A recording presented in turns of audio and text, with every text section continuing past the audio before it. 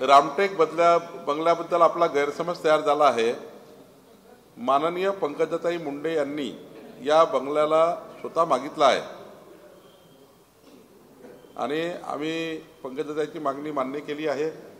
मी माननीय मुख्यमंत्र्यांना म्हटलं की मला दुसरं घर द्या, आमच्या ताईंनी मागितलं त्यांना दिलं पाहिजे।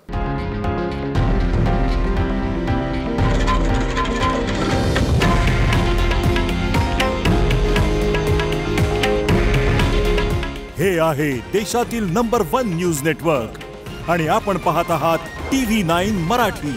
काळजी तुमची, हित महाराष्ट्राचं।